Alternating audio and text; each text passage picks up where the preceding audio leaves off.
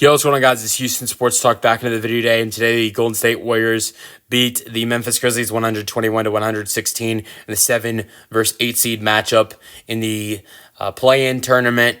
Warriors win and are now the 7th seed facing the Houston Rockets in the first round. As a Rockets fan, I have mixed feelings about it. I mean, it's not the team I wanted my Rockets to play, but honestly, this is my other opinion on this. I mean, you've got to face, really the Grizzlies, whether it was the Grizzlies or the Warriors tonight. The Grizzlies are a good team as well. I don't think they're as scary as the Warriors. They would have been a tough matchup as well.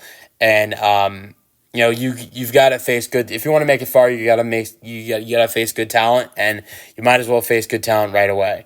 Now, just the one thing I will say is, one of the biggest reasons why I didn't want this Warriors team to win was it didn't even have to do with the fact that they would win. If they won, they would face my favorite team. Now, obviously, I didn't want the Rockets to face the Warriors, but there were a couple other reasons why I didn't want this Warriors team to win. Now, and this might not happen regardless, even though the Warriors, won. I thought it would have been amazing, and this depends. Sacramento might win tomorrow, and this would be for nothing. But I thought it would have been amazing if the Warriors lost tonight and then the Mavs won tomorrow, and then you saw Steph versus Clay battle it out for the last playoff seed of the 2025 NBA playoffs. I mean, you talk about going into the postseason, that's a hell of a way to go to a postseason. First season without Steph, and Clay playing with each other, and then one of them gets to get into the playoffs, and it'd be one, that would have been interesting. But it's not going to happen. We'll see what happens with the Mavericks tomorrow. If they beat the Kings, then they got to beat the Grizzlies. That would be interesting as well if the Mavs could get in as the 8th seed. But I thought it would have been really interesting to see Clay versus Steph go at it for that last playoff spot. And also another thing I will say is another reason why I didn't want to see this Warriors team win tonight was because, and if I do think regardless if it's Dallas or Sacramento, I think Memphis is going to win, whether they play Sacramento or Memphis, unless Ja were to get ruled out or something. And if they do, and they do become the 8th seed, I just really honestly, it's not going to be a fun series to watch. OKC's going to dominate. I could see OKC sweeping them, if not a gentleman sweep, and a lot of those games being blowouts. Other than on the Golden State Warriors, if it was Golden State versus OKC, I don't think Golden State would have won, but it would have been a much more interesting series. It would have been interesting to see Steph versus Shea, and it really would be interesting to see, Jimmy Butler, and just that entire thing. Two great coaches going up against each other. I think this Warriors matchup you're going to see right here with the Rockets is going to be very interesting as well. But I think it made it that Warriors Thunder would have been very interesting in the first round, and you wouldn't have to see a snooze fest in the first round for the 1-seeded Thunder with the Grizzlies. It's not gonna be pretty in the first round if the Grizzlies make it to the 8th seed. I'll tell you that right now. This Grizzlies team is great.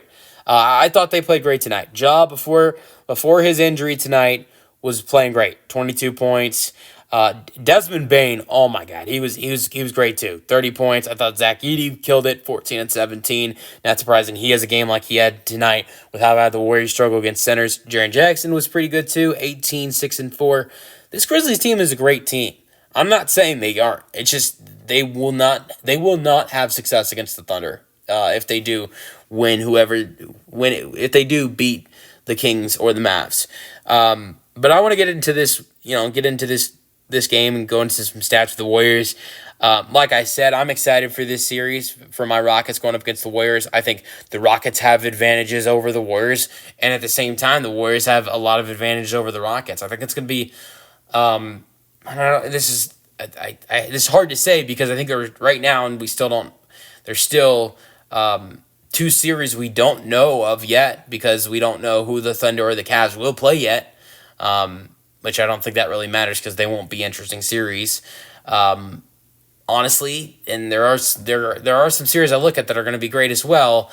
But I think this is going to be the most interesting series of the first round. And that's hard to say because I think the Clippers and Nuggets, that's going to be a fun one. The Lakers and Timberwolves should be interesting, but I don't think as interesting as the Clippers, Nuggets, or Rockets and Warriors. But then honestly, you look at the Eastern Conference and you look at the Pistons and the Knicks and then the Pacers and Bucks. I really think we're gonna see an interesting first round, and that's something we did not see last year. The first round was a snooze fest last year. It really was. It wasn't interesting at all. And I think that's going to be a big difference this year in the first round in this year's playoffs. And I think that will be great for the NBA this year because last year's first round, it was bad to watch. Outside of Cleveland or Orlando last year, it was not fun. All right. But let's get into this game. Jimmy Butler tonight. I mean, you can't call him playoff Jimmy just yet. Play-in Jimmy. We saw this last year. We saw this in 2023-24 season. My bad. 2022-23 season when the Miami Heat got into the playoffs. Jimmy started with that. Before it was playoff Jimmy, that postseason, it was playing Jimmy because Miami had to win in the play-in. They beat the Hawks, I believe. No, they didn't beat the Hawks. They lost to the Hawks, and I can't remember who it might have been the Bulls. I think it might have been the Bulls that they beat. I'm pretty sure it was the Bulls that they beat in order to get the 8 seed and face the Milwaukee Bucks that postseason. They lost to the Hawks, and I think they beat the Bulls. I'm pretty sure. Don't take my word for that, though, but I'm pretty sure it was the Bulls. And Jimmy had a crazy game against the Bulls, and then that playoff series started against the Bucks, and he started to kill it. So we've seen play-in Jimmy before. He had one great game against the Chicago Bulls in the 2022-23 postseason, and Steph was good tonight as well. I thought Jimmy was way better. I mean, Jimmy did get to the free throw line a lot, 18 free throw attempts, but if you look at it, Steph did make more free throws than him still, because Jimmy did miss 6 free throws in this game tonight. But Jimmy, I just thought was better. I mean, 38 points, 7 rebounds, 6 assists, 3 steals, made a huge impact defensively. 12 for 20 from the floor. Steph was 9 for 22. Yes, Steph did make 6 threes. Jimmy only shot 4 and made 2. Jimmy showed that there are going to be some serious problems if he plays like this the rest of the playoffs. And so that's interesting. It's very interesting. We've seen this from Jimmy before. And honestly, and this is no disrespect to Steph, as a Rockets fan, and I only say this because I've seen what Amen Thompson does guarding Steph. Steph averaged only 18 points per game against the Rockets in 5 matchups this year. I have more fear, as a Rockets fan, I have more fear in Jimmy Butler than Stephen Curry. And it's nothing against Steph. Steph is amazing. And I have fear in Stephen Curry as well. But what we saw was from Jimmy Butler in the 2022-23 postseason and other postseasons, and then saw tonight, I really have more fear of Jimmy Butler than I do Steph. That is my main concern, is Jimmy Butler as a Rockets fan. I have more of a concern of Jimmy Butler than Steph. And it's nothing against Steph. It's more of a compliment to Jimmy Butler. All right, so both of those guys were great tonight, combining for 75 points. The Warriors 121. But the one thing I would say is there is some trouble if the Rockets in this series guard Steph the way they did, do a good job like they did in most of this regular season matchups like they did, and Jimmy doesn't play the way you want him to, where do you get the other production from? Because tonight, there were only 66 points for the Warriors tonight outside of Jimmy, and is that right? I think that's right. No.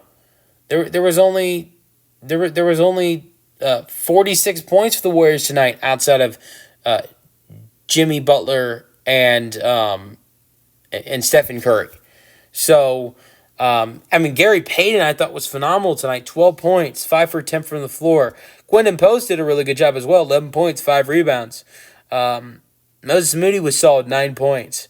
Draymond struggled 4 points. Pajinski, I think, is that guy that you get that scoring from if Steph starts to struggle the way he did against the Rockets last time, and Jimmy maybe is not in the zone either. But he wasn't very good either tonight. 3 points, 4 rebounds, 3 assists. But I think he's a key player for the Warriors to have success in the playoffs, mainly in the first round. with the way the Rockets strategized against Steph. So he struggled tonight and only played 28 minutes too with Podziemski. But honestly, if you're the Warriors, I think you have to look to, and I'm saying this as a Rockets fan, the Rockets have a lot of size.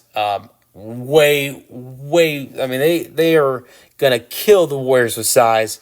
You're gonna have to look to play Gary Payton II and Quinton Post a lot in that series. So you really are gonna have to look to play those guys a lot more in the series against the Rockets. Post played 22 minutes. Payton played 20. I'm not gonna say move those minutes up, but they're gonna have to play around those minutes, if not maybe a little bit more against the Rockets, because you're gonna need those guys defensively. Those are two really good defensive players. You're gonna need them.